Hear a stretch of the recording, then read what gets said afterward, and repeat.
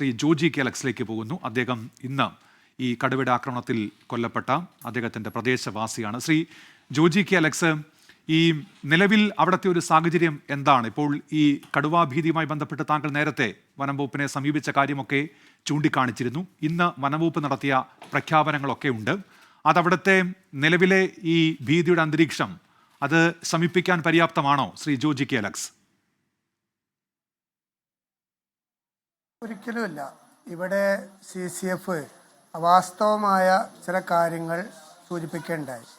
ഇവിടെ അടിയന്തരമായി ഇങ്ങനെ അറിയുമ്പോൾ ഫോറസ്റ്റ് അതിൽ ഇടപെടുന്നുണ്ട് എന്നാണ് പറഞ്ഞത്. ഇവിടെ നമ്മൾ മനസ്സിലാക്കേണ്ടത്, ഞാൻ നേരത്തെ സൂചിപ്പിച്ചു, ഇന്ന് ഈ സംഭവം ഉണ്ടായത് നിന്ന് ഒരു 3 കിലോമീറ്റർ അപ്പുറത്താണ് തൊട്ട് ഒരു 4 മാസം മുമ്പ് കടുവ ഇറങ്ങിയത്. ഞങ്ങളുടെ സംശയം ആ കടുവ തന്നെയാണ് ഇത് എന്നാണ്. അന്ന് അത് വീഡിയോ എടുത്ത് DFO നേരിട്ട് കണ്ടതാണ്. DFO വന്ന് നിന്ന് ഈ കടുവ നടന്നു പോകുന്നത് രാത്രിയല്ല, പകല് നട്ടുച്ചയ്ക്ക് കണ്ടതാണ്. ഇതേ സമയത്ത് MLA നിയമസഭയിൽ വനമന്ത്രിയോട് നേരിട്ട് ഈ വിഷയം അവതരിപ്പിക്കുകയും ചെയ്തു. ഈ സമയം വരെ അവിടെ ഒരു കൂട് വെച്ചിട്ടില്ല. സത്യത്തിൽ കൂട് വെച്ച് ആ കടുവയെ പിടിച്ചിരുന്നുവെങ്കിൽ ആ കടുവ ആയിരിക്കാം ഇന്ന് മനുഷ്യനെ കൊല്ലുമായിരുന്നില്ല.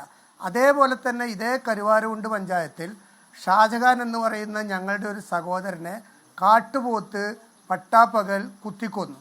എന്ത് നടപടിയാണ് എടുത്തത്? ഈ പറയുന്ന ഈ പ്രഖ്യാപനങ്ങൾ മാത്രമേ ഉള്ളൂ. ഈ അടുത്ത കാലത്ത് കേരളത്തിൽ നടക്കുന്നത് പോലെ വന മേഖലയിൽ താമസിക്കുന്നവർ ഇത്ര ആശങ്കയിൽ കഴിഞ്ഞ ഒരു കാലഘട്ടം ഉണ്ടായിട്ടുണ്ടോ? എനിക്ക് ഈ സന്ദർഭത്തിൽ മറ്റൊരു കാര്യം കൂടി സന്ദർഭോചിതമായി സൂചിപ്പിക്കാൻ ആഗ്രഹിക്കുകയാണ്. ഇന്ന് ഈ സംഭവം ഉണ്ടായ പ്രദേശം കംപ്ലീറ്റ് തോട്ട മേഖലയാണ്, റബ്ബർ എസ്റ്റേറ്റാണ് ധാരാളം, അതേപോലെ തന്നെ കവുങ്ങും തോട്ടങ്ങളുമാണ് ഉള്ളത്. ഇന്ന് ഈ സംഭവം ഉണ്ടായതിനു ശേഷം ഇപ്പോൾ കാളികാവ് അങ്ങാടിയിൽ ടാപ്പിംഗ് തൊഴിലാളികൾ 100 കണക്കിന് വരുന്ന ടാപ്പിംഗ് തൊഴിലാളികൾ പ്രതിഷേധ പ്രകടനം നടത്തുക. നാളെ മുതൽ അവരെങ്ങനെ തോട്ടത്തിൽ പോകും? നാളെ എങ്ങനെ അവരവരുടെ കുട്ടികളെ പോറ്റും? ഇവരൊരു 5 ലക്ഷം രൂപ കൊണ്ട് മരിച്ച ഒരാളുടെ കുടുംബത്തിൽ കൊണ്ട് കൊടുത്താൽ എല്ലാമായി എന്ന നിലയിൽ നിൽക്കുകയാണ്. ഇവിടെ മനസ്സിലാക്കേണ്ടത്, ഇതിന് വനം മന്ത്രിക്ക് ഉത്തരവാദിത്തമല്ലേ? സംസ്ഥാന മുഖ്യമന്ത്രിക്ക് ഉത്തരവാദിത്തമല്ലേ? നേരത്തെ CCF പറഞ്ഞു 2-3 ഡിപ്പാർട്ട്മെൻറ്റുകൾ കൂടണം. ആരാ കൂടേണ്ടത്? നാട്ടുകാരാണ് വിളിച്ചു കൂട്ടേണ്ടത്. ഞങ്ങൾ കാളികാവ് പഞ്ചായത്ത് നാളെ അടിയന്തരമായി എല്ലാ 3-4 ഡിപ്പാർട്ട്മെൻറ്റിലെ ഉദ്യോഗസ്ഥന്മാരെ പഞ്ചായത്ത് വിളിച്ചു ചേർത്തിരിക്കുകയാണ്. ഞാൻ ഇവിടുത്തെ ബ്ലോക്ക് പഞ്ചായത്ത് മെമ്പറായിരുന്നു. ഈ മേഖലയെക്കുറിച്ച് വളരെ കൃത്യമായി അറിഞ്ഞുകൊണ്ടാണ് പറയുന്നത്. ഒരു ഇടപെടലും നടത്തുന്നില്ല. വളരെ ലാഘവത്തോടു കൂടിയാണ് ഇത്തരം വിഷയങ്ങളെ ഇവർ കാണുന്നത്. അതുകൊണ്ട് ഗവൺമെൻറ്റിനോട് പറയാനുള്ളത്, മരിച്ച ആളുടെ കുടുംബത്തിന് നഷ്ടപരിഹാരം കൊടുത്താൽ മാത്രം പോരാ. ഈ ഇന്നത്തെ കാലത്ത് 10 ലക്ഷം രൂപ കൊണ്ട് എന്ത് നേടും എന്നാണ് പറയുന്നത്? ഒരു മനുഷ്യൻ്റെ ഈ ഇന്ന് മരിച്ച ഗഫൂറിന് 3 ചെറിയ കുട്ടികളാണുള്ളത്. അതിൽ 2 പെൺകുട്ടികളാണ്, ഒരു ആൺകുട്ടിയും. ആ കുടുംബം അനാഥമായില്ലേ? ഇന്നിവിടെ ഞങ്ങൾ DFOയെ തടഞ്ഞു വെച്ചത് കൊണ്ടാണ് ഡെപ്യൂട്ടി കളക്ടറും DFOയും രേഖാമൂലം ഞങ്ങൾക്കൊരു ഉറപ്പ് തന്നത്.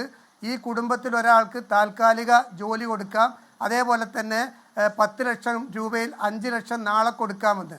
ഈ അടുത്ത കാലത്ത് നിങ്ങൾ മനസ്സിലാക്കേണ്ടത്, ഈ 10 ലക്ഷം പ്രഖ്യാപനമല്ലാതെ എത്ര ആൾക്കത് കിട്ടിയിട്ടുണ്ട്?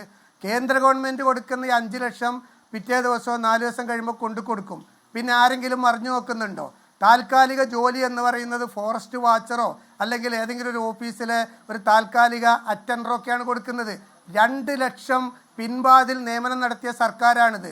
പിൻവാതിൽ നിയമനം നടത്തിയ സർക്കാർ ഈ പാവപ്പെട്ട മരിച്ച ആളുകളുടെ കുടുംബത്തിന് എന്തേ പെർമനൻ്റായിട്ട് ജോലി കൊടുത്താൽ?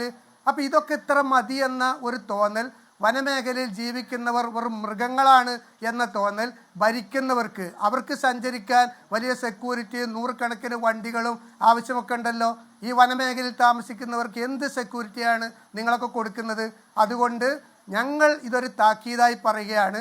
കരുവാരകുണ്ട്, കാളികാവ്, ചോക്കാട് ഈ മേഖലയെല്ലാം വനമേഖലകളാണ്.